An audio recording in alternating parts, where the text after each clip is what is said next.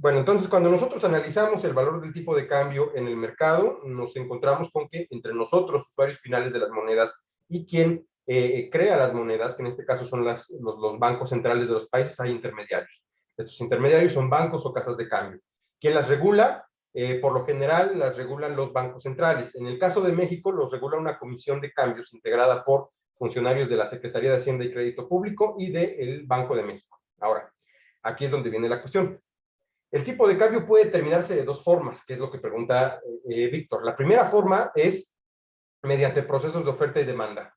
Es decir, un banco central puede poner a disposición tantos dólares de su reserva nacional y decir, yo los ofrezco a este precio. Y las instituciones intermediarias pueden decir, bueno, sí, pero yo te la compro a un precio más bajo. O bueno, sí, pero me urge tener liquidez, entonces estoy dispuesto a comprártela a un precio más alto.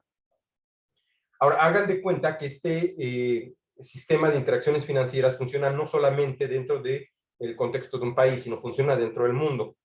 Y en el mundo, pues los bancos, los bancos centrales o los emisores de moneda de las distintas divisas están constantemente ofreciendo a los otros países una determinada cantidad de dinero. Entonces, esta cantidad de dinero también puede moverse libremente en el mercado y su precio puede ajustarse a lo que demanden y ofrezcan los participantes del mercado. A esta forma de determinar el valor del tipo de cambio se le conoce como tipo de cambio flexible. El tipo de cambio flexible, recordemos, es aquel que es determinado por los procesos de oferta y de demanda del mercado de divisas. El mercado de divisas, lo vamos a ver más adelante, pues funciona con una operación diaria, con volúmenes de estabilización, es decir, hay siempre operaciones para asegurarse que todas las necesidades se cumplan, etc. Es una cuestión muy padre y muy compleja que tiene que ver con un funcionamiento de un mercado muy peculiar. Ahora, aquí viene lo interesante. El valor del tipo de cambio fijo no se determina en el mercado, sino que se determina por la decisión del Banco Central de un país. Este tipo de cambio es planeado por decreto y se mantiene en ese nivel independientemente de las variaciones de oferta y demanda. ¿Qué es lo que genera este tipo de cambio? Que exista rigidez en los procesos de oferta y de compra. ¿A qué nos referimos por rigidez? A que las personas que están interesadas o los intermediarios que están interesados en comprar divisa al país o al banco central que le emite con un tipo de cambio fijo, tiene que arriesgarse a que forzosamente le salga a comprar esa divisa más caro de lo que esperaba o más barato de lo que esperaba. ¿Qué genera esto? Ineficiencia, por supuesto, porque se crean perturbaciones en la oferta y en la demanda de las divisas, lo que puede sujetar que en determinados espacios, tanto la moneda nacional como la moneda extranjera pierda valor y entonces existe una especie de efecto inflacionario artificial o un efecto de riqueza artificial. Pero parte del efecto riqueza, que recordemos es cómo cambia nuestra demanda cuando cambia el nivel de riqueza que tenemos, tiende a ser negativo, es decir, por lo general, los controles sobre el tipo de cambio hacen que la moneda extranjera se deprecie, y lo que hace cuando se deprecia es que podemos comprar menos productos en el mercado exterior. Y esto puede ser bueno o malo. Bueno, en un país que depende mucho del mercado exterior, por supuesto es malo. Entonces, redondeando, el tipo de cambio fijo es aquel tipo de cambio que no se determina por la libre interacción del mercado, sino que se determina por decreto de la autoridad monetaria o de la autoridad encargada de fijar los tipos de cambio en cada uno de los países. ¿Hasta aquí vamos bien? Dijo, dijo decreto de la autoridad de cambio de los países, ¿verdad? Sí, decreto de la autoridad cambiaria o de los bancos centrales. En México, les digo, no es el Banco de México directamente, sino el Banco de una Comisión Nacional Cambiaria integrada por Banco de México y por Secretaría de Hacienda y Crédito Público. Gracias, profesor. ¿Alguien más iba a preguntar otra cosa? Bueno, entonces la segunda parte de la pregunta que nos hace Víctor, ¿qué ventajas y desventajas hay en cada uno? En el tipo de cambio fijo, la gran ventaja que existe es que existe una gran flexibilidad para adquirir y deshacerse de monedas, lo que implica que el control de más bien lo que implica que los agentes, al poder acceder a estos mercados y al poder beneficiarse de las operaciones que realizan los intermediarios, ojo que con agentes no me refiero a los intermediarios, sino me refiero ya a los usuarios finales del dinero, pues pueden acelerar la cantidad de transacciones que llevan a cabo en el mercado exterior, y esto puede ser benéfico. Ahora, las monedas, en tanto que son también reservas de valor, sufren también procesos especulativos. Es decir, cuando las personas tienen algún tipo de expectativa sobre el valor o la capacidad de compra de la moneda extranjera, van a tomar decisiones para adquirir más de esa moneda extranjera o para deshacerse de la que tienen en su poder. Entonces, una desventaja del tipo de cambio es que esta libertad le quita mucha libertad, bueno, esta libertad que se ganan los usuarios finales le quita mucha libertad al Estado para poder planear su política cambiaria. Y el hecho de que esté sujeto el gobierno de un país a lo que determine el mercado puede ser perjudicial en términos de que un abastecimiento masivo de una moneda extranjera puede acabar depreciando la moneda nacional y viceversa. Y aparte dificultar las relaciones comerciales. Ahora, con respecto al tipo de cambio fijo, la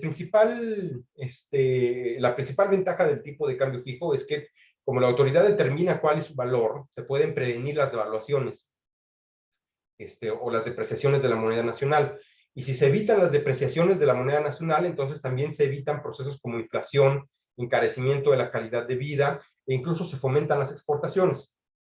Ahora, si si la autoridad cambiaria mantiene una política fija durante mucho tiempo, lo que hace es que determinados participantes del mercado exterior que estarían deseosos de poder intervenir o de poder participar en el mercado interno, tengan expectativas poco favorables respecto al clima de rendimientos que pueden llegar a obtener dentro del país. ¿Por qué? Porque si el tipo de cambio jamás se mueve, quiere decir que cuando ellos necesiten llevarse de regreso sus capitales a sus países de origen, van a tener que hacerlo a una tasa de cambio que probablemente no les sea favorable. Entonces, la ventaja es que existe mayor control de la política cambiaria y existe mayor control también de la política monetaria, en el sentido de que el intercambio de monedas no genera una inflación, pero también genera desincentivos para que los inversionistas extranjeros puedan traer sus capitales al país que utilice este tipo de política. Ahora, ¿qué tipo de política utiliza el Banco de México? Pues nosotros utilizamos una mixta, que se conoce como política por bandas cambiarias. Nosotros, fundamentalmente, estamos a expensas de lo que diga el mercado, pero el valor de las monedas dentro del mercado debe de variar dentro de una banda de confianza. Esta banda de confianza la determina la autoridad cambiaria, integrada por Banxico y por la Secretaría de Hacienda. Si el tipo de cambio se mantiene dentro de esta banda, el Banco de México, la autoridad cambiaria no hace nada. Es decir, permite que las fluctuaciones del tipo de cambio se den se den libremente. Pero si ya rebasa la línea tanto por arriba o por abajo, entonces se ejerce un control por parte del Banco de México para hacer que el tipo de cambio vuelva a un nivel de estabilidad. ¿Y qué es este control? Bueno, ustedes seguramente han escuchado que los bancos centrales tienen reservas internacionales. Y estas reservas son un guardadito que acumulan de monedas de distintos países, de tal manera que cuando necesitan hacer operaciones de estabilización monetaria, tanto para reducir la inflación como para controlar el tipo de cambio, lo que hacen es vender esas reservas, y también pueden acrecentar sus reservas comprando moneda extranjera que se encuentre en el mercado fuera del banco. Entonces, supongamos este escenario.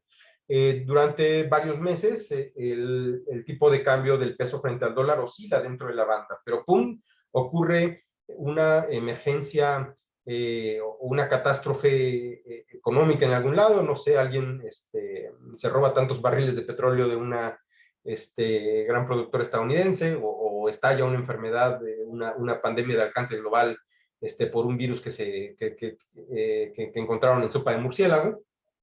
Entonces hay monedas que se desestabilizan y el dólar es una de ellas. Y de repente de pasar de una divisa que costaba 19 pesos, ya tenemos una que estaba en 22. El tipo de cambio se ha sobrepasado de la línea superior, de la banda cambiaria superior. Supongamos que la banda superior eran 21 pesos, entonces era aceptable. ¿Qué hace el Banco de México? Hay muchos dólares en la economía, lo que quiere decir que los dólares están caros, lo que quiere decir que el valor de los dólares es muy alto, es decir, existe una preferencia urgente por él, o en otras palabras, el dólar está escaso, por eso lo encontramos tan barato. Entonces, lo que hace el banco es, para poder actuar sobre la demanda del dólar, lo que hace es ofrecer más dólares al mercado y vende dólares de su divisa, perdón, de su reserva, de su reserva internacional. ¿Qué es lo que va a generar esto? Que hay ahora un exceso de oferta de dólares en el mercado y entonces el dólar ya se vuelve más barato. Al volverse más barato, el tipo de cambio baja y vuelve tal vez a una banda cambiaria estable. Ahora, supongamos el caso contrario. A la economía mexicana le ha estado yendo súper bien, la gente está prefiriendo hacer inversiones en pesos, el dólar de repente es como nadie lo quiere y está ahí flotando en el mercado. Entonces, el tipo de cambio cae de los 19 a los 18 pesos y supongamos que la banda cambiaria inferior del Banco de México eran 18.50. Entonces, ¿qué es lo que hace el Banco de México? Pues compra dólares que se encuentran ahí en el mercado entre los intermediarios para reducir la oferta de dólares, incentivar el crecimiento de la demanda y entonces sí, el precio del dólar se mueve para arriba. ¿Cuál sería el riesgo? Porque nosotros esperaríamos que pues, el dólar bajara otra vez a los niveles de 10 pesos que había cuando gobernaba Vicente Fox. ¿Y por qué el Banco de México no deja que baje tanto? Bueno, la primera cuestión o la primera respuesta a este asunto es que la lógica de la banda cambiaria también tiene un sentido que es de evitar inflación. Entonces, la existencia de demasiados dólares en la economía implica que existe poca cantidad de pesos mexicanos en circulación, lo cual impide también que se estimule la demanda agregada. Entonces, desde un punto de vista de análisis del equilibrio de mercados es una razón. La otra razón, que es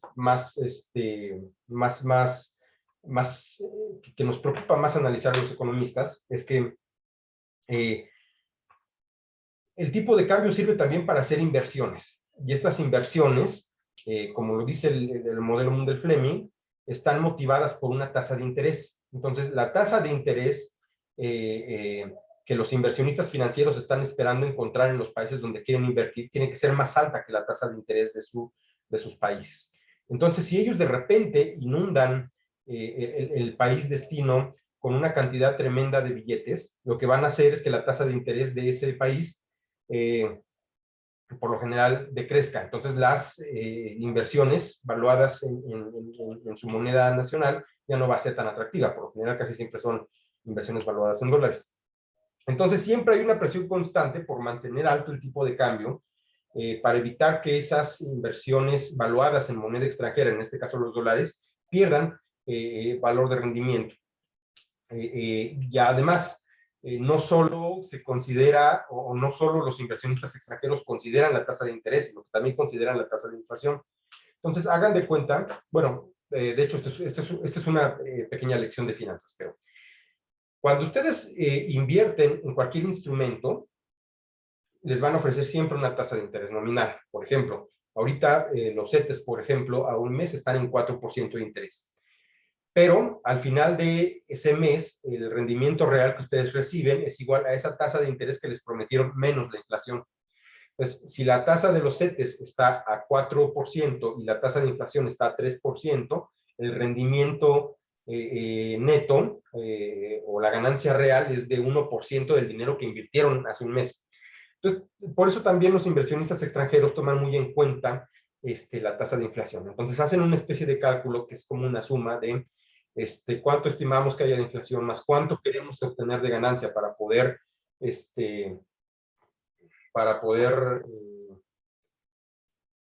para poder decir que nuestras inversiones fueron valiosas, entonces ese es el tipo de cambio que nosotros vamos a demandar. Es decir, un tipo de cambio que refleje esta expectativa de inflación y esta expectativa de tasa de interés. Y a eso, mis jóvenes padawans, se le llama overshooting financiero. Se los escribo. Ya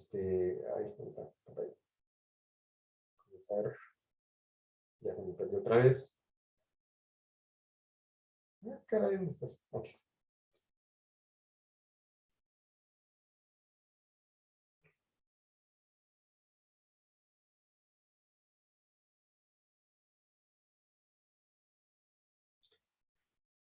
Entonces, el overshooting financiero existe cuando una mayor expectativa de los inversionistas extranjeros sobre la inflación y la tasa de interés motiva una expectativa mayor sobre el tipo de cambio en el país destino de las inversiones, lo cual presiona al tipo de cambio hacia arriba constantemente.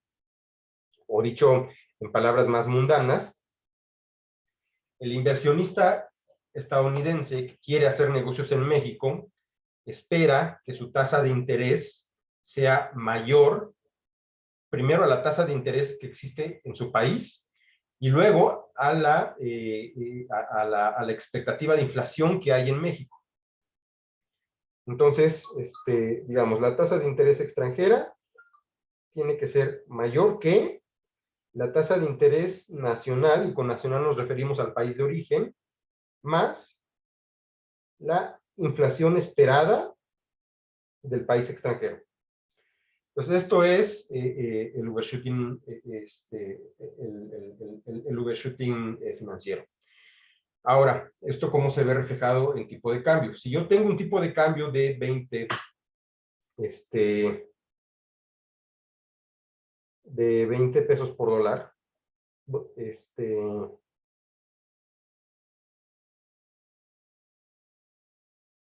y supongamos que tengo una tasa de interés,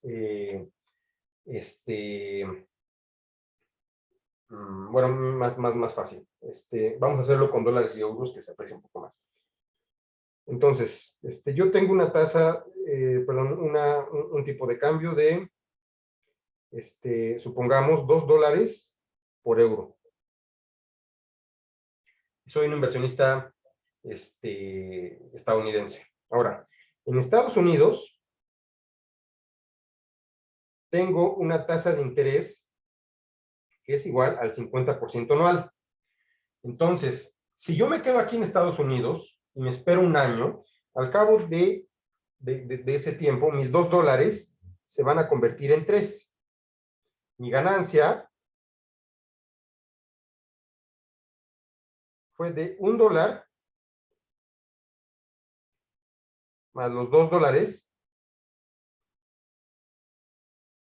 que ya tenía yo invertidos en el periodo. Ahora, supongamos, tengo mis $2 por euro, y en Alemania les está yendo tan bien que tienen una tasa de interés del 100%. Si me llevo mi dinero a Alemania, al cabo de un año, ¿cuántos dólares voy a tener?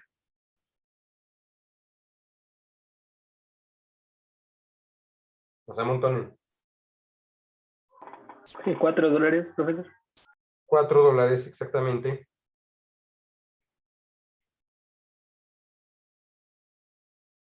$4, que son los 2 que tenía al invertir, más los 2 de ganancia. Ahora, hasta ahí va bien, pero supongamos que tengo otro socio. Este otro socio comercial, digamos, a lo mejor es la India, tiene un tipo de cambio tal que mis $2 valen, en el caso de ellos, menos de 1 rupia. Supongamos que vale 0.5 rupias.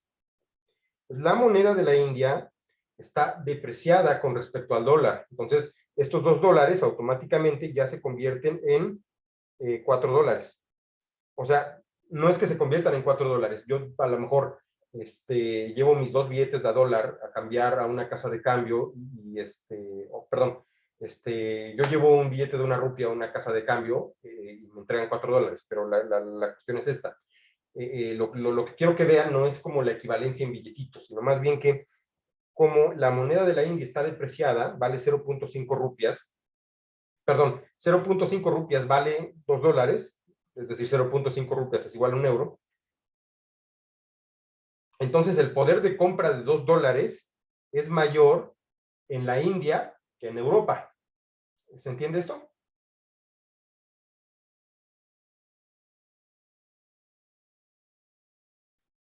Lo reformulo.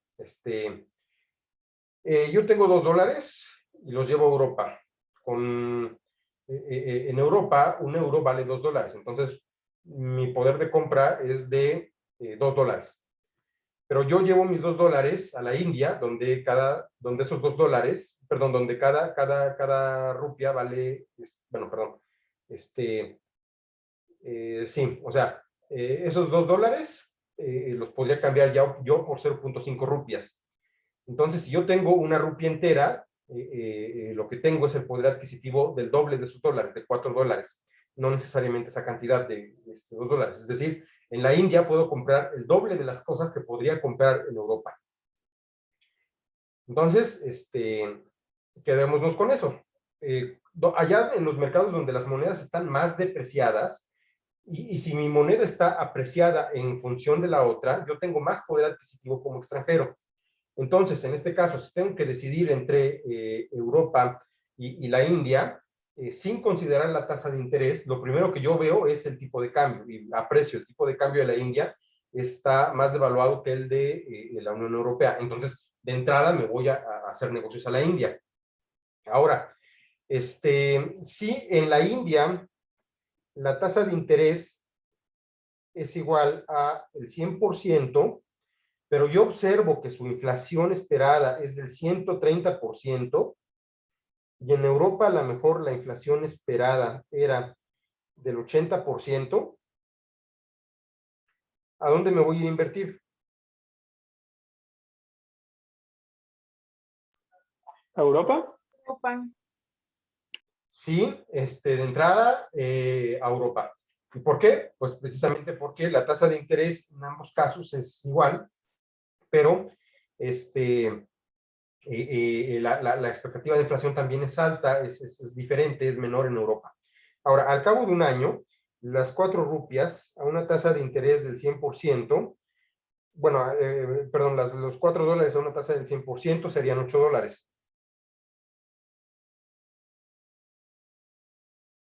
Bueno, deberíamos estar comprando los $8 porque la rupia está a 0.5. Pero esto sería engañoso. Entonces, lo que tenemos que hacer es convertir esos $2 a la equivalencia en una rupia. Entonces, si aumento 0.5 rupias para que me quede una rupia, pues una rupia la puedo intercambiar por exactamente $1. Ahora, me espero un año, una tasa del 100%, y esa rupia se convierte en $2. Pero ojo, es una tasa la tasa de inflación es de 130%. Entonces, a estos $2 hay que quitarles el 30%. Y nos quedaría que en realidad, al cabo de un año, la ganancia fue de $1.40. Y por supuesto, en la Unión Europea, con la misma tasa de interés, pero con una tasa de inflación menor, habíamos dicho, solo con la tasa de interés son $4. Ahora le quitamos el 20% de tasa de inflación. En realidad es más bien como si lo sumáramos y nos queda una ganancia, perdón, no, sí es como si lo restáramos. Le restamos 20%. Y esa inflación se come, a ver, el 20% de 4, nos queda como $380, una cosa así. Entonces, de todas formas, acabamos ganando más en Europa. Ahora, para que el negocio sea rentable, la Unión Europea tiene que mantener su tipo de cambio en un euro por $2. Y para que para que el inversionista se fuera a la India, probablemente tendría que bajar todavía el gobierno de la India el tipo de cambio por menos de 0.5 dólares para tratar de incrementar esta cantidad. O más bien para tratar de incrementar la cantidad de dólares que se pueden cambiar por rupias. Entonces, si yo disminuyo el valor de las rupias, voy a necesitar más dólares para poder satisfacer voy a necesitar más rupias para poder satisfacer la demanda de dólares. Entonces, la disminución del valor de una implica el incremento de la otra. Entonces, pues por eso, la estrategia que debería adoptar el gobierno de la India es que con tal de que la inversión se vaya hacia la India y no hacia Europa, el valor de su moneda esté más depreciado constantemente que el valor de Europa. Y bueno, en este caso del ejemplo numérico, pues 0.5 rupias no alcanza, tendría que ser más bajo. Entonces, resumiendo, esto del overshooting financiero quiere decir que las monedas se mantienen depreciadas en razón de la expectativa de ganancia de las inversiones extranjeras y la expectativa de inflación en el país que recibe la inversión. Adelante, Jessica. Y por ejemplo, profesor, entonces en el caso de la India que tendría que hacer que su moneda pues devaluara más, ahí no podría entrar lo que era lo de la política del Banco Central cuando la política monetaria expansiva, ahí no podría él utilizarla. Sí, también puede. Eso es ya más bien ver cómo funciona el modelo Bundeslänge en su conjunto, pero sí, claro. Una política monetaria lo que hace es que existe mayor cantidad de moneda nacional circulando dentro de la economía. Quiere decir que la mayoría de las transacciones se hacen en moneda nacional. Si está esta condición, ¿cuál es la situación con respecto a las monedas extranjeras? ¿Qué creen que pase? Si aumenta la productividad de la moneda nacional. Se aumenta el volumen de transacciones hechos en moneda nacional. Y también aumenta la cantidad de moneda nacional. Entonces, la moneda extranjera se prefiere menos. Entonces, ¿qué pasa en términos de precios?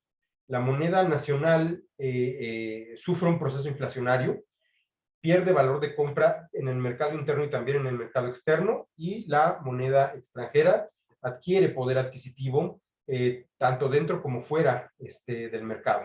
En otras palabras, se genera un proceso inflacionario que también es depreciador. La moneda nacional vale menos con una política expansiva que con una política contractiva. También podríamos esperar el efecto inverso, por supuesto, en una política contractiva. El Banco Central decide subir la tasa de interés, resta dinero a circulante de la economía, y lo que pasa en el corto plazo es que hay una mayor demanda de divisas extranjeras para hacer negocios y una menor demanda de divisas nacionales para hacer negocios. Entonces, baja la tasa de inflación, pero también se aprecia la moneda nacional. Si se aprecia la moneda nacional, la que acaba depreciándose es la moneda extranjera. A menos que la tasa de interés siga siendo lo suficientemente atractiva para mantener las inversiones, lo que podemos esperar de un escenario de política monetaria contractiva es fuga de capitales. Y la fuga de capitales implica también cancelación de negocios, disminución de oferta agregada, y a la larga también produce un efecto inflacionario. No por el lado de presiones a la oferta, sino de presiones a la demanda y menos dinero disponible para poder demandar recursos productivos, y eso sí acaba impactando a la oferta. Es decir, acaba propiciándose con una política expansiva, un proceso inflacionario con una mayor cantidad de entradas de dinero extranjero al país, pero este proceso inflacionario, si es bien llevado, va a generar también una expansión de la economía nacional por una mayor cantidad de bienes nacionales vendidos en el mercado exterior, en el mercado extranjero. Si es mal llevado, ni se va a generar un crecimiento de la oferta, ni va a haber beneficios en el mercado exterior, y el país se va a ir a la quiebra, por decirlo dramáticamente. Y por el contrario, con una política monetaria contractiva, lo que se genera es lo contrario, la moneda nacional se aprecia, la extranjera se deprecia, si la tasa de interés que resulta de esa modificación de la política expansiva no es lo suficientemente atractiva para mantener a los inversionistas pegados a nuestro país, se van a llevar sus capitales a otro lado, lo que va a generar otra vez disminución de la oferta agregada, impactos en la, bueno, disminución de la demanda y otra vez pues, el país va a acabar en el caño. Entonces, hay dos opuestos, dos situaciones opuestas dependiendo de cómo manejemos esa política, la política monetaria, que pueden dar lugar a situaciones desagradables. Ahora, pues también la cantidad de dinero que entra y sale del país influye también sobre el tipo de cambio.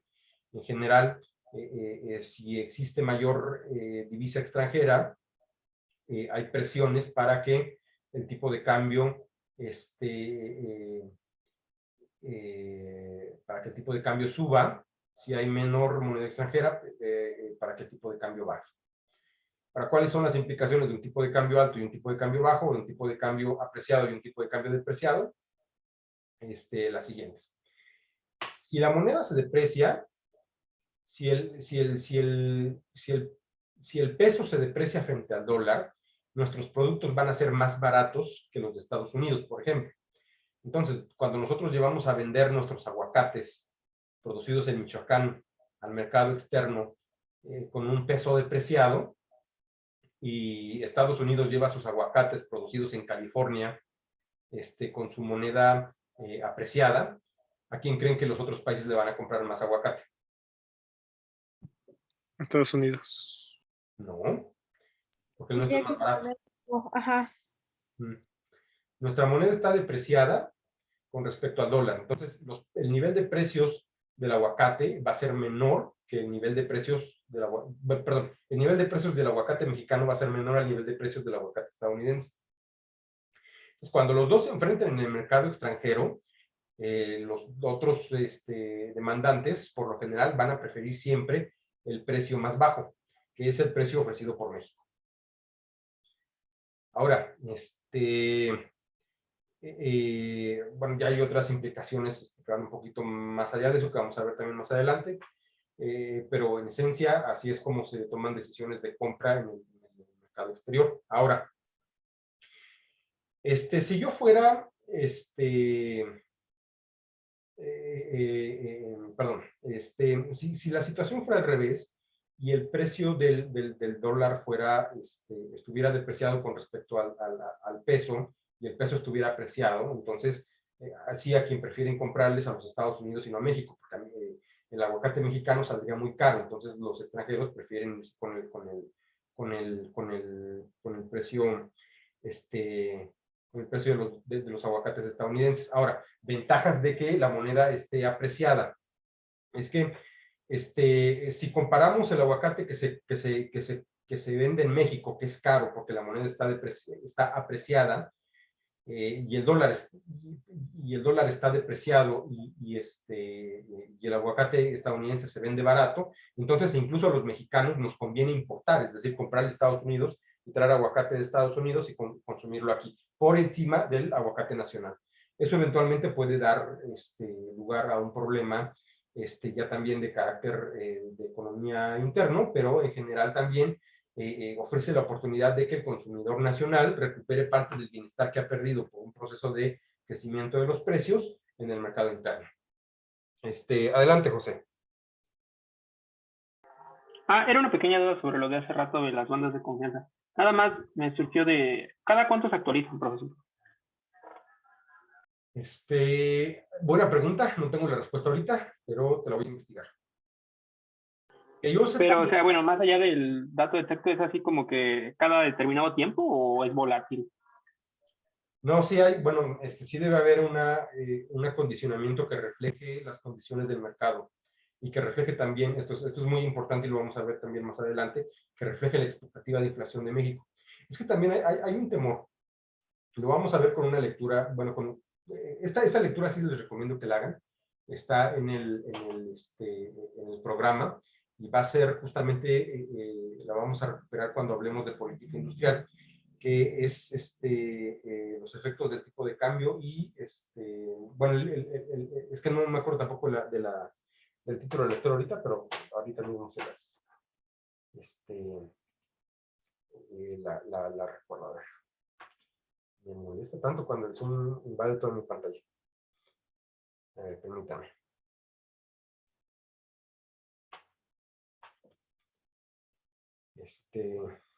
Bueno, yo creo más bien les paso el título más tarde porque si no nos vamos a perder tiempo. Se los posteo después en el foro. Esta lectura lo que dice es que la política de control de la inflación de México tiene también o observa también la política cambiaria. ¿Y por qué pasa esto? Porque si nosotros permitimos que el tipo de cambio se deprecie demasiado, lo que va a pasar es que entonces, tenemos dos presiones ahí. Una es la del overshooting financiero que nos insiste en mantener la moneda lo más depreciada posible para que las ganancias sean mayores. Y por otro lado, tenemos el riesgo de inflación, que es que si nosotros mantenemos el tipo de cambio depreciado durante mucho tiempo y a niveles muy bajos, lo que va a ocurrir en el mercado interno es un incremento de los precios. Entonces, muy cuidadoso, el Banco de México lo que hace es tratar de adaptar la brecha la banda de inflación a la brecha, la banda cambiaria a la brecha de inflación. Entonces, la banda cambiaria es este margen que tenemos para dejar oscilar el tipo de cambio en el mercado. La brecha de inflación es lo mismo, pero con los precios. Es el nivel que tenemos nosotros para dejar que los precios suban o bajen libremente. Si el tipo de cambio se va para abajo, el poder adquisitivo de la moneda nacional también se va para abajo y por consiguiente los precios se van para arriba. Entonces, la banda cambiaria tiene que estar ajustada de tal forma que refleje la estabilidad dentro de dentro de la llamada brecha de inflación. Es decir, dentro de estas bandas en las cuales el Banco de México permite que los niveles de precios cambien. Entonces, no tengo el dato exacto de cada cuándo la actualizan, pero la lógica para actualizarla es esa. Jessica, adelante. Eso que está explicando, ¿tiene que ver con lo de los bonos, profesor? Cuando, sí, cuando suben los precios, ¿no? Sí, pero eso es más bien un instrumento fundamentalmente de política monetaria. Y eso es para controlar la demanda de dinero, que es la cantidad de moneda circulante que las personas solicitan para llevar a cabo transacciones.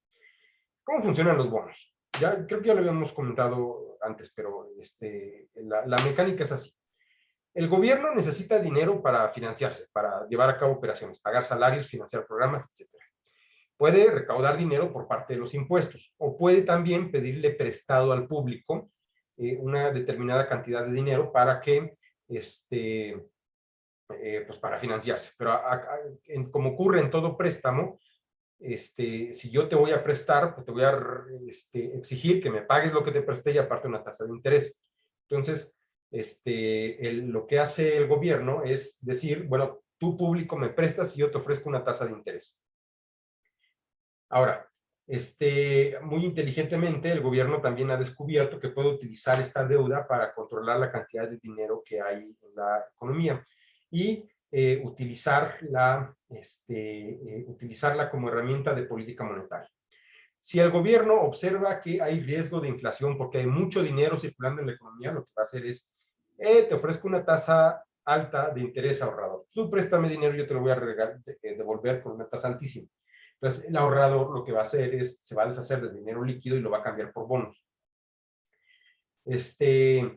O a lo mejor existe muy poco dinero dentro de la economía, los precios están cayendo, existe más bien un proceso de deflación, se está construyendo la demanda agregada y por lo tanto también la oferta, entonces el gobierno lo que hace es decir, necesito que haya dinero circulando en la economía, entonces bajo la tasa de interés y le digo a los ahorradores, a partir de mañana los bonos que ustedes tienen ya no van a valer nada, o van a valer como una tasa de interés muy chiquita, cercana al cero. No les conviene tenerlas, pero yo amablemente les recompro su deuda. Bueno, les recompro la deuda que yo tengo con ustedes, entonces se las pago, les doy la tasa de interés que habíamos pactado, ustedes tienen dinero líquido y yo me quedo con los bonos que después puedo utilizar para volver a colocar deuda en el mercado. Entonces, la tasa de interés puede funcionar como instrumento de control de la política monetaria mediante el uso, perdón, de los bonos de deuda del gobierno. O en general, a través de la tasa indicativa de la tasa de interés o la tasa de interés de referencia del Banco de México, que también ya habíamos comentado anteriormente, que es el Banco de México no necesariamente cambia la tasa de interés de los CETES, pero sí define una tasa de interés general que está vinculada al precio del dinero en todos lados, incluyendo los bonos de deuda, incluyendo también los créditos bancarios, y lo que hacen los ahorradores es tratar de ajustar su preferencia o demanda de dinero con respecto a esa tasa de interés que define como objetivo el Banco de México. En general, quienes reaccionan a la tasa objetivo es más bien el sistema financiero. Mediante el sistema financiero se van regulando las cantidades de dinero que quedan en la economía a través de procedimientos como el corto, que ya no es un procedimiento que se utilice con mucha frecuencia, porque pues ahora el instrumento más eficiente es justamente controlar los valores de los bonos. Bien, ¿se entiende? Sí, profesor. Ok, ¿cómo ven? ¿Vamos bien? ¿Se ha entendido? ¿Existe alguna otra duda? Profe, Dime. y por ejemplo, en el caso del bolívar venezolano y el peso argentino hacia los dólares, ¿cómo se vería reflejado esto? La cuestión del bolívar es una cuestión muy, muy complicada. Porque lo que han tenido ahí es problemas de oferta, constreñidos, más bien, sí, constreñidos por políticas industriales muy ineficientes, pero la verdad desconozco exactamente por qué el bolívar se devalúa tan constantemente. Pero más que nada ya tiene que ver con una cuestión de constreñimiento de la oferta. Los venezolanos viven desde mucho por cuestiones de embargo comercial, por cuestiones de políticas de autosuficiencia que no llegan a buen puerto, pues de escasez general de productos. Y en el caso del peso argentino, Argentina tiene una enfermedad que deberíamos bautizarla de alguna forma para referirnos a que es una enfermedad financiera muy propia de ellos, que son adictos a contratar deuda. La política de Argentina ha sido desde hace casi 70 años una política muy vinculada a generar programas de bienestar costosos, ineficientes, y también es un país que es caracterizado también por niveles altos de corrupción, lo cual genera que exista pérdida de eficiencia en el uso del dinero público. Entonces, lo que hacen para tratar de estabilizar eso, un gasto público excesivo y desmedido, que no es malo el gasto público y no es malo generar programas de bienestar, pero a la larga hay que ser cuidadosos con cómo los administramos. Entonces, en Argentina, los ciclos políticos, la propia tradición de estado de bienestar que tienen ellos, les ha generado déficits, que es cuando el gobierno gasta más de lo que ingresa, tremendos. Entonces, para financiar el déficit, lo que hacen es contratar deuda. Y al contratar deuda, que por lo general lo hacen con el Fondo Monetario Internacional, tienen que asumir condiciones muy estrictas de control presupuestario, de política industrial, objetivos de política monetaria también. Entonces, lo que hacen es tener una moneda que es muy volátil con respecto a los precios. Entonces, Argentina que no logra mantener correctamente sus finanzas sanas, manda señales desastrosas a los inversionistas que pues, son quienes finalmente activan la oferta agregada, y también existen ahí problemas. El problema de la inestabilidad se contagia macroeconómicamente, hay reducción de demanda, de oferta agregada, la reducción de oferta agregada se traduce en peores salarios, lo cual genera peores ingresos para las familias que no pueden demandar y se hace un círculo vicioso. Entonces, lo que hace el Estado para romper el círculo vicioso, que en realidad es echarle más leña al fuego, es crear más programas de bienestar, endeudarse más para poder para poder mantener a flote la demanda agregada. Entonces, en esta lucha, en esta estira y afloja, lo que acaban provocando es constante inflación. Y esa inflación se ve reflejada después en el tipo de cambio, de tal manera que con las políticas de expansión de gasto público que genera Argentina, lo que ha logrado es pues mantener un tipo de cambio que está aproximadamente entre los 40 y los 45 pesos argentinos por dólar, con niveles de inflación también muy altos.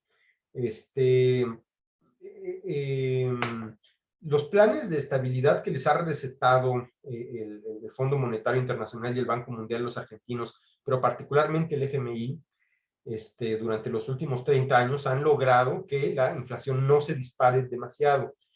Y lo que ocurrió entre los gobiernos de Carlos Saúl Menem en los años 80, de los Kirchner en finales de los 90, principios de los 2000 me parece, hasta que salió Cristina Fernández hace poco, pues lo que han hecho es adoptar y seguir a rajatabla esas recomendaciones y han logrado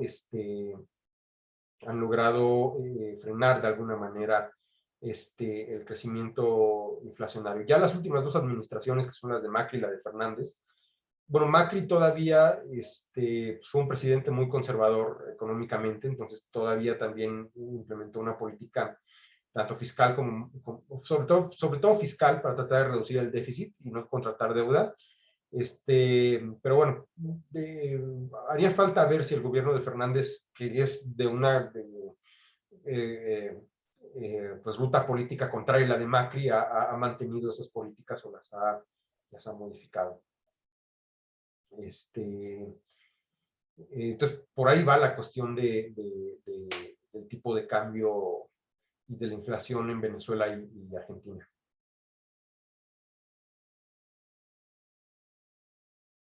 Vale. No, está bien todo. Muy bien. ¿Alguien más? ¿Alguna otra pregunta?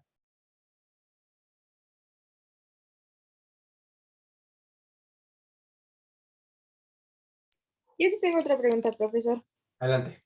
Respecto a lo del mercado de dinero, es que viene, bueno, en uno de los videos que nos dejó ver, viene una como definición que no alcanzo a entender del todo, porque dice que cuando las personas tienen dinero en efectivo, están asumiendo un costo de oportunidad, que es en realidad el costo del dinero o el precio del dinero, pero no alcanzo a entender muy bien del todo eso. Ok, eso es una acepción que viene directamente de la escuela neoclásica y que ha asumido también la nueva síntesis neoclásica. El costo de oportunidad se refiere a las cosas que nosotros dejamos de poseer por poseer algunas, o son las oportunidades que dejamos ir por asumir una oportunidad.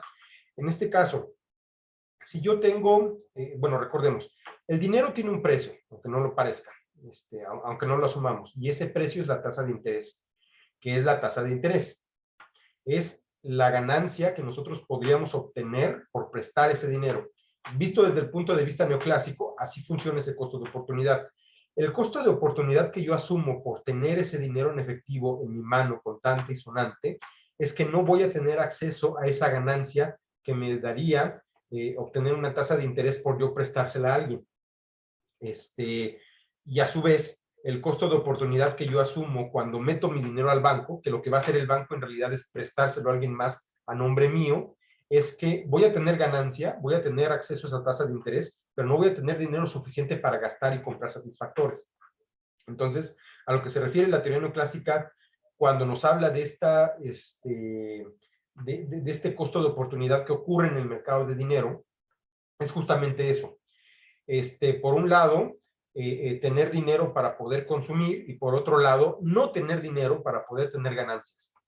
Y si asumimos el costo de oportunidad de meter el dinero al banco, que es el de no consumir, lo que esperaríamos es que cuando nosotros decidamos retirar ese dinero del banco, nos den el dinero que metimos más la ganancia que se acumuló. Entonces, esa ganancia, esa cantidad de dinero acumulado que podríamos nosotros percibir si lo metemos al banco, es el costo de oportunidad al que se refiere el video. ¿Quedó más claro? Sí, profesor, ya quedó más claro. Gracias. Muy bien.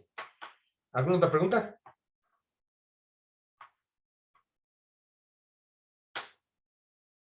Yo tengo una prueba.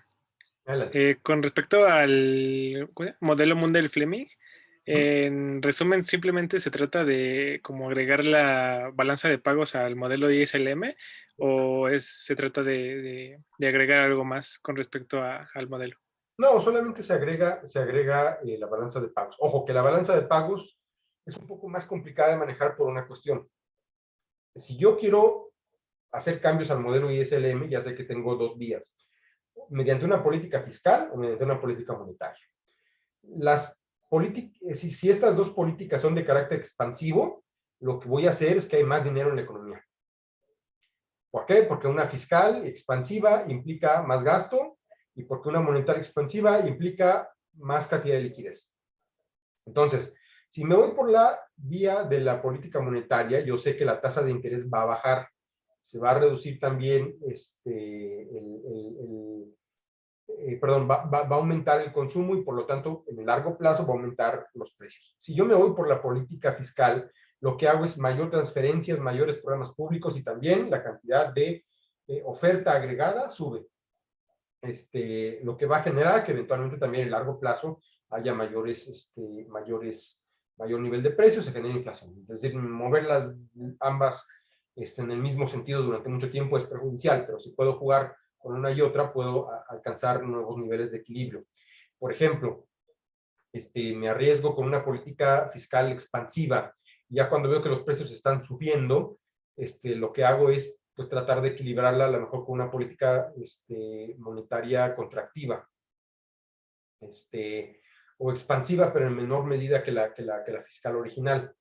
El chiste es lograr que los precios bajen. Y a lo mejor una de las razones por las que los precios subieron es porque hay mayor oferta, entonces lo que hago es genero más demanda para reducir ese exceso de oferta y eso lo puedo hacer mediante una política monetaria expansiva.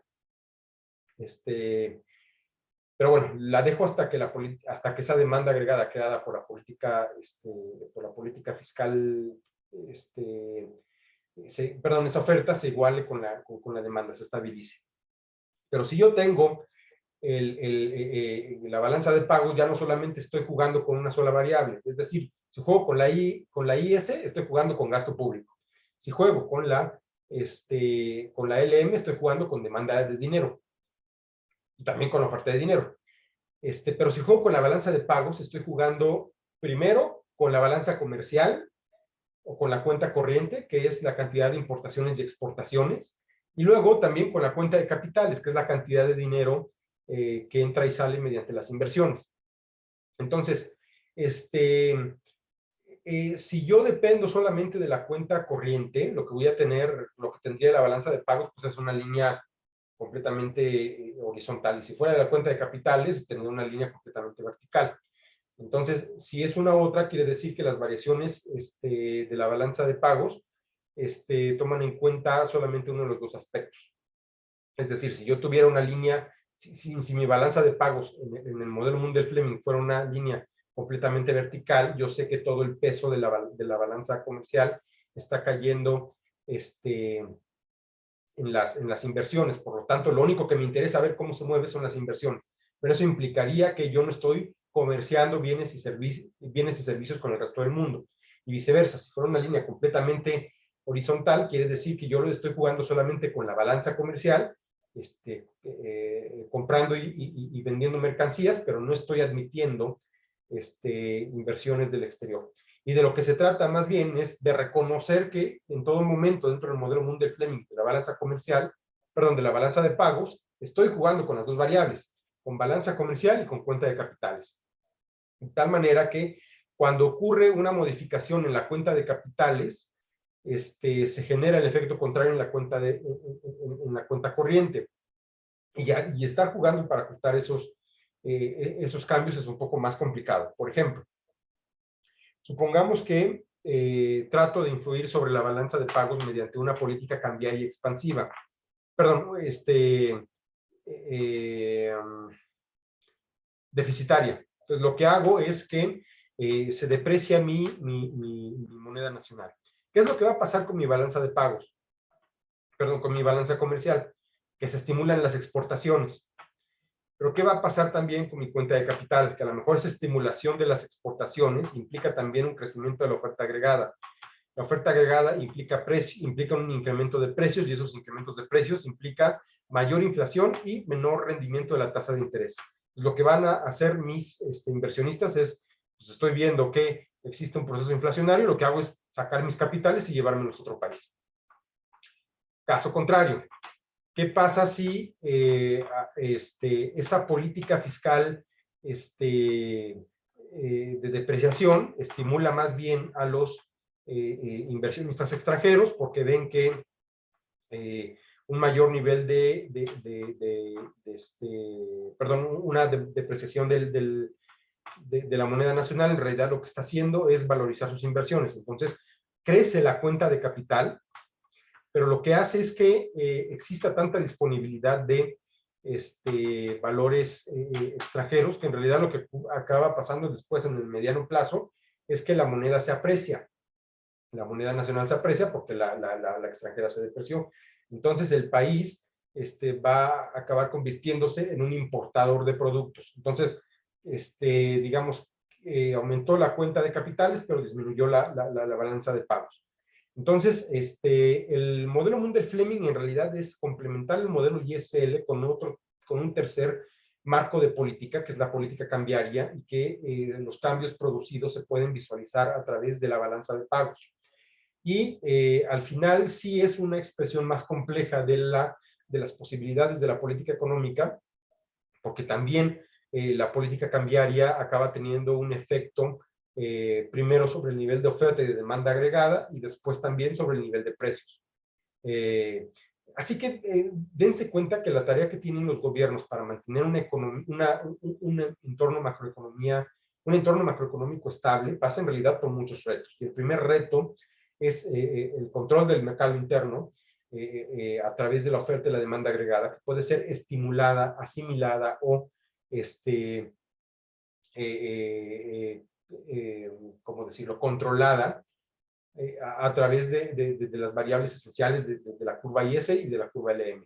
Pero como vivimos en un mundo en el cual todos los países comercian con todos, pues hay que también tomar en cuenta el efecto del mercado exterior, que es el que podemos visualizar mediante la balanza de pagos.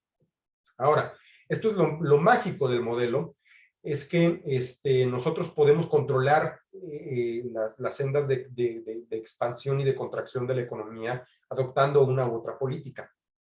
Que, en otras palabras, estamos diciendo que la política económica puede ser utilizada para controlar el ciclo económico.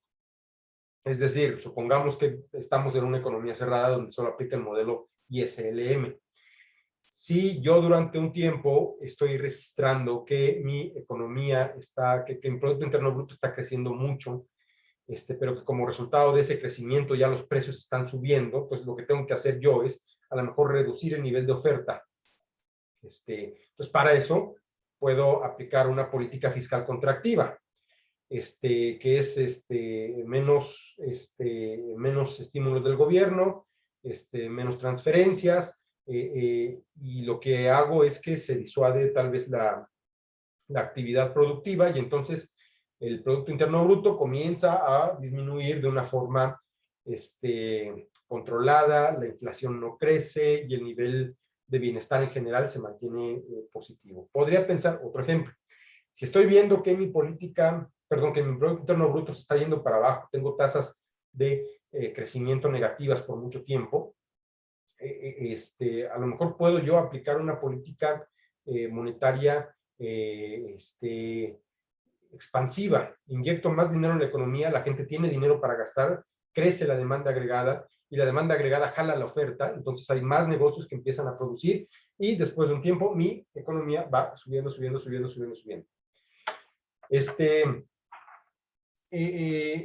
Una política que se aplica para mantener el sentido del ciclo económico se conoce como una política procíclica, y una que se utiliza para revertirlo se conoce como política contracíclica. Y en el marco sencillo del modelo ISLM, no del Mundell-Fleming, aunque también se pueden hacer ejercicios con el Mundell-Fleming, y de hecho se hacen, por esta cuestión de que estamos en un mundo interconectado, las políticas o la decisión de política depende más bien de qué es lo que queremos estimular. Entonces aquí es donde tenemos que recordar una cosa bien importante. Dentro del modelo ISLM, que es el marco básico, la curva IS representa los efectos que ejercen las decisiones del gobierno sobre la oferta agregada. Y la curva LM representan las decisiones que toma el gobierno con respecto de la demanda agregada. Entonces, si yo me encuentro en una crisis económica, lo primero que tengo que preguntarme es si esa crisis económica está relacionada con un choque de oferta o con un choque de demanda. ¿Qué quiere decir choque de oferta? Que la oferta está deprimida. ¿Y qué quiere decir choque de demanda? Que la demanda está deprimida. Entonces, si quiero revertir el sentido del ciclo, lo que tengo que hacer es generar una política que haga crecer la oferta agregada. En este sentido, la política más inmediata que podría yo tomar es la política fiscal, la que actúa en el corto plazo. Pero bueno, supongamos que a lo mejor yo también estoy en crisis, pero la naturaleza de esa crisis es más bien que la demanda agregada está deprimida. Entonces, ¿qué tipo de política adoptaría? Pues una monetaria expansiva. Y así, estas decisiones de política se van tomando con respecto al contexto que está existiendo en determinado momento en el panorama económico. Si yo pensara, por ejemplo, que estoy en un punto en el cual el gobierno gasta mucho déficit, y ese déficit está haciendo crecer la producción desmedidamente, pues lo que hago es, existe un exceso de oferta, lo bajo, lo puedo reducir inmediatamente con una política fiscal contractiva. O si también observo que hay un exceso de demanda que no está viéndose reflejado por un nivel de oferta y entonces lo que se está generando es escasez, lo que hago es aplico una política monetaria contractiva. Pero esas son, en general, políticas procíclicas, contracíclicas. Duda, la contractiva que dice, ¿es la misma que la restrictiva? Sí. ¿Ah, sí, sí? Restrictivo y contractivo es lo mismo. Ahora veamos un tipo de política procíclica. Si yo veo, por ejemplo, que mi producción va bien, el Producto Interno Bruto está creciendo, pero está creciendo muy poquito, como estaba creciendo México antes de la pandemia, a tasas de 1 o 2%, y lo quiero hacer crecer más para poder incrementar los niveles de bienestar, pues a lo mejor puedo aplicar una política fiscal expansiva, y lo hago justamente para que el mayor gasto público se traduzca en mayor nivel de producción, y ese mayor nivel de producción después ya yo lo puedo compensar con mayores transferencias o con una oferta monetaria también expansiva. Entonces, ahí, por ejemplo, es tomar una decisión de política para hacer que la tendencia que va tomando el ciclo se amplifique. Y por otro lado, también, si yo veo que la política, más bien que el Producto Interno Bruto del país está decreciendo, yo lo que quiero es, para evitar un proceso inflacionario, hacer que todavía crezca menos, lo que hago es aplico una política monetaria también, puede ser contractiva para deprimir la demanda, o puede ser fiscal contractiva para deprimir el gasto público, y así evito que la economía se me sobrecaliente. ¿Cuál es el truco aquí de la política y el ciclo? Que yo debo procurar tomar decisiones que fortalezcan el ciclo cuando sea posible incrementar las posibilidades, las capacidades productivas del país y el nivel de bienestar, y debo tomar medidas para deprimir el ciclo cuando estoy en momentos de inestabilidad macroeconómica y pérdida de bienestar acelerada, como puede ser una etapa inflacionaria o una crisis económica. ¿Cuál es el problema de México?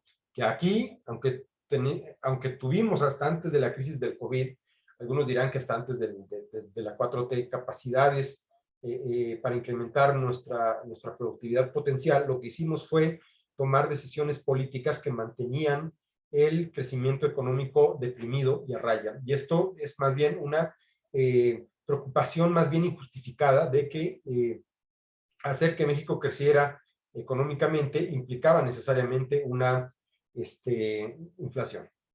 El gran problema es que México vive con inflación. Estamos, por así decirlo, ciscados desde las grandes crisis inflacionarias de los años 80 que fueron provocadas precisamente por un mal manejo de las finanzas públicas, un endeudamiento excesivo. Pues sí, quedan 15 minutos, pero sí puede entrar tu amiga. Y de hecho ya vamos terminando, entonces, pues coméntale porque, bueno, si sigue habiendo dudas, las seguimos respondiendo. Pero ya por el tiempo, yo creo que ya vamos a ir cerrando en unos 15 minutos. Bueno, entonces este temor a la inflación, pues hace que nosotros adoptemos políticas que son más que nada procíclicas. Entonces estamos a expensas de, por ejemplo, que nuestra economía crezca para que nosotros decidamos gastar más, generar políticas fiscales y monetarias expansivas, o de lo contrario, pues cuando nosotros vemos que la economía va reduciendo, entonces tenemos incentivos para que nuestra política fiscal sea contractiva y nuestra política monetaria también. Estos problemas los vamos a ver casi al final del curso de manera muy puntual cuando veamos una lectura de Gerardo Esquivel respecto a los resultados de la política macroeconómica de México. Pero pues sí, lo trágico es que nosotros confiamos mucho en políticas procíclicas que son buenas cuando existen problemas de inestabilidad macroeconómica, pero nosotros vivimos en un periodo de estabilidad macro, al menos 30 años, entre 1995 y 2018, y era para que a partir de 2018 se tomaran, incluso mucho antes, a partir del año 2006 era para que tomáramos decisiones de política fiscal contracíclica, bueno, de política macroeconómica contracíclica. Bueno, ¿alguna otra pregunta?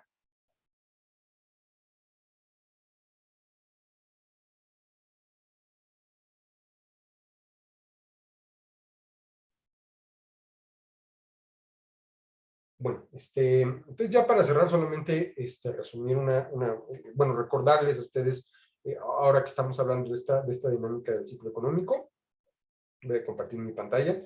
Esto bien importante que recordemos las etapas del ciclo. Nada más permítanme conectar mi tablet porque ya se me está muriendo. Denme un minutito.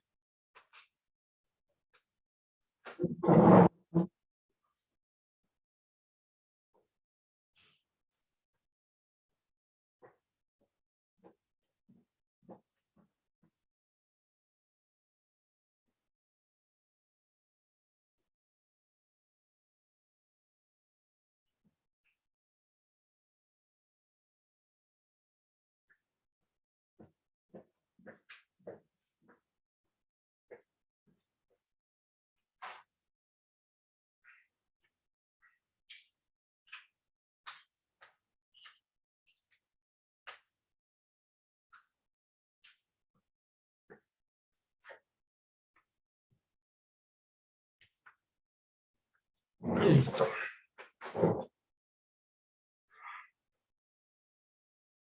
Bienvenida, Dulce, gracias por tu interés en esta clase. Te tocó llegar al final, pero bueno, si de algo sirve voy a subir esta clase a YouTube.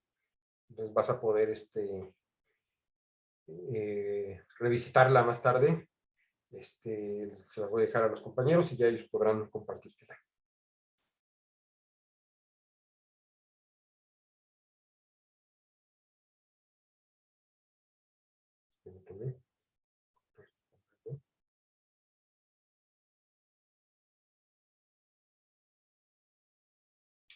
Entonces esto es importante recordar, las fases del ciclo económico y que las causa. Pues en la lectura de Jonathan Hill utilizamos dos formas de medir el ciclo. Una es utilizando un indicador con una línea base 100 y ya vamos viendo el comportamiento del crecimiento económico con base en ese indicador.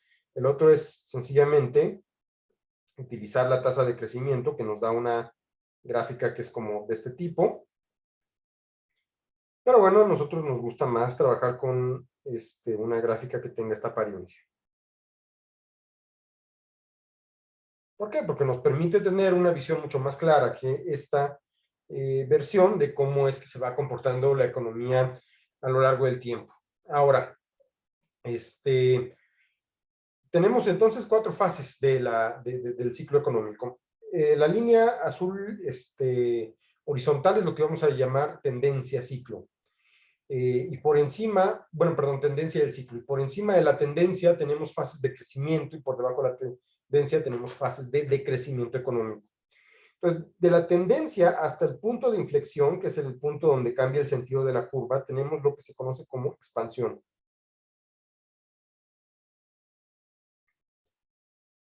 Del punto hacia abajo tenemos lo que se conoce como recesión. Desde donde corta la línea hacia el punto de inflexión mínimo, tenemos contracción.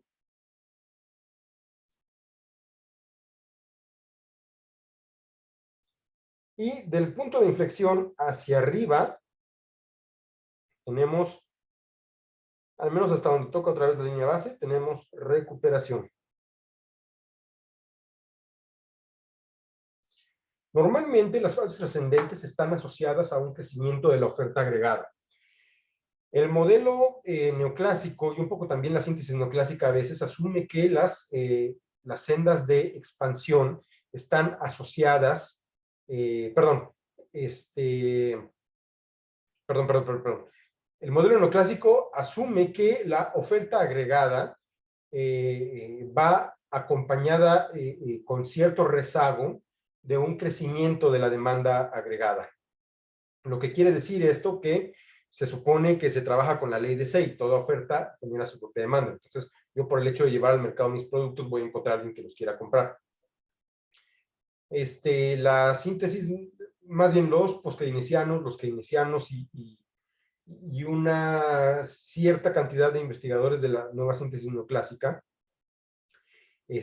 asume que más bien lo que ocurre es al contrario, que los procesos de crecimiento económico, cuando son expansivos, sí se refieren a un proceso de incremento de la oferta agregada. Pero cuando son recuperación, se refieren a un crecimiento de la demanda agregada. Entonces, la demanda, de acuerdo con Keynes, y de acuerdo también con algunas concesiones que hacen los de la nueva síntesis neoclásica, es lo que determina la oferta. Es decir, la gente compra cosas porque las necesita y la gente produce cosas porque alguien las necesita, puede ser ellos o puede ser alguien más. Entonces, se ha alcanzado el consenso, se sigue debatiendo el consenso, pero al menos se ha alcanzado que la demanda es la que, por lo general, incentiva la oferta, no al revés. Sin embargo, pues bueno, en las visiones sobre el ciclo es común encontrar el argumento de que las expansiones son motivadas por la oferta agregada y que más bien son las recuperaciones las que dependen de la demanda agregada. Ahora, ¿qué es lo que explicaría una recesión? A lo largo del tiempo ya hemos visto una mayor producción implica también desgaste de ciertas fuerzas productivas, es decir, poner las máquinas a trabajar implica su desgaste, implica que hay que renovarlas, etc. Durante el periodo intermedio de renovación de las fuerzas productivas existe también una especie de suerte de periodo de destrucción de capitales, es decir, destrucción de riqueza. Esta riqueza se ve reflejada no solamente en los pagos que se hacen a los bienes de capital, sino también a los salarios. Entonces, ¿qué es lo que pasa cuando se reducen salarios?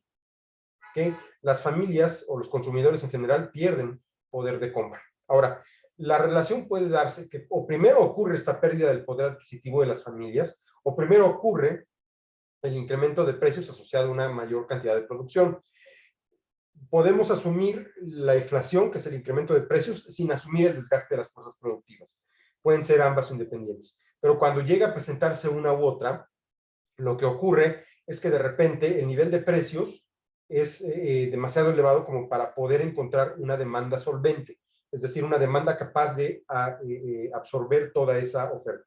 Y lo que ocurre es que existe una contracción de la demanda y esa contracción de la demanda acompaña a una contracción de la oferta. Nuevamente es posible constatar que la demanda está empujando hacia abajo a la oferta. En temporadas de recesión, lo más habitual, sin embargo, es la otra cuestión, que existe un exceso de oferta. El exceso de oferta genera crecimiento de precios, los precios ya no encuentran una demanda solvente y es más bien la oferta la que deprime o la que marca la senda de disminución de la demanda. Entonces, desde un punto de vista neoclásico, lo que explicaría una recesión es el exceso de oferta. Y lo que parece más obvio también a la luz sobre todo de la crisis de 1929 es que justamente ocurre esta relación. Ahora, si la contracción ocurre, es decir, que la recesión se profundiza por debajo de la tendencia de crecimiento, lo que está, lo que nosotros podríamos esperar es que el problema de pérdida de activos, de renovación, de destrucción de capital y disminución del salario, no solo no ha sido revertido, sino que se ha profundizado. En ese sentido, quien va a tomar el papel relevante en la disminución de del crecimiento económico es una disminución de la demanda agregada. Visto de otra forma, de acuerdo con la síntesis neoclásica, la expansión sería la consecuencia de una oferta agregada, la recesión es una disminución de oferta agregada. Pero esta disminución de oferta agregada es motivada por el incremento de precios, pues, motivada por inflación. Y a lo largo del tramo, lo que vamos observando es una disminución de demanda agregada.